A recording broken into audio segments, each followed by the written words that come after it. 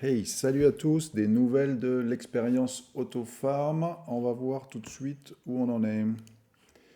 Alors, je suis déjà connecté et donc 2175 $. Donc, une très belle journée aujourd'hui. On est passé de 2000 à 2175, hein, donc c'est vraiment super bien aujourd'hui. Et en fait, qu'est-ce qui s'est passé? Eh bien, il se trouve que le bidollar a fait une très grosse montée. Là, on est à 7330 $, mais il est monté au-dessus de 8000 aujourd'hui. Et on voit ça sur la courbe ici. Donc, tout de suite, un impact entre hier, où on était à 6000 et quelques, et maintenant, on est à 7300. Donc c'est ça qui a fait l'impact, on le voit sur les courbes ici.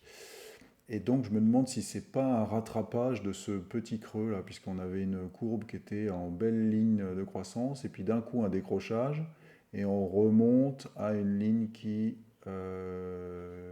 continue dans la même veine.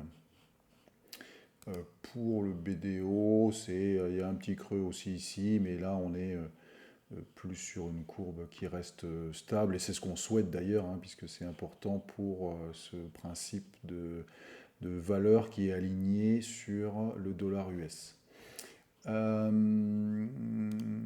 Donc voilà, donc j'ai bien profité de cette journée. J'espère que ça va continuer dans cette lignée. Alors un petit truc, je vais vous montrer, donc j'ai eu de la chance quand même, puisque quand on regarde la courbe sur 24 heures du bi-dollar, en fait, j'ai remarqué ces derniers jours qu'on voyait souvent ces espèces de monuments de vallée américaine, là, avec un gros pic, une phase stagnante, et puis ensuite une grosse descente. Hein, on le retrouve ici aussi. Et donc, je me suis dit, bah, tiens, je vais essayer un coup. J'achète du bidollar. J'attends d'observer un pic comme ça.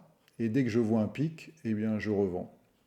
Et quand ça redescend, j'en rachète un peu. J'attends le prochain pic.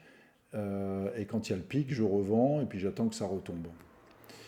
Et du coup, j'en ai acheté hier soir en fin de journée, à peu près vers ici, là, quelque chose. Un petit peu en dessous de 6000 $. Où est-ce que c'était? Oui, où ça devait être 5900 $, quelque chose comme ça. Et je me suis dit, je vais attendre le pic. Et puis dans la soirée, pas de pic, pas de pic, pas de pic. Donc je suis allé me coucher. Et quand je me suis réveillé ce matin, euh, eh bien, on était ici, il devait être vers 6 heures, voilà. On était à 8135 $. Donc plus de 30% de bénéfice. Donc j'avais acheté pour 100 dollars de bi-dollars, et puis bah, je les ai revendus 135 ce matin. Donc une bonne opération, hein, pour un premier test, dire tiens, je vais essayer de profiter d'une petite montagne. Bah là c'était une grosse montagne aujourd'hui. Et donc, c'est pas mal. Alors, comme on est largement au-dessus des cours de la veille, hein, on a plus de 23%, j'ai pas osé le refaire ici quand c'est tombé, en me disant peut-être qu'il y aura une autre chute pour rattraper les cours de la veille. Et en fait, je vois que j'aurais dû le faire, hein, puisque ici, il y avait encore moyen de passer de 7000 à 7800, donc ça aurait fait 10% en plus, hein, c'est toujours bon à prendre, mais bon, j'ai pas osé en me disant que ça va retomber.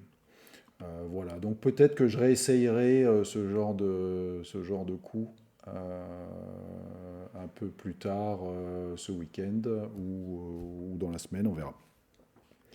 Donc voilà pour les updates.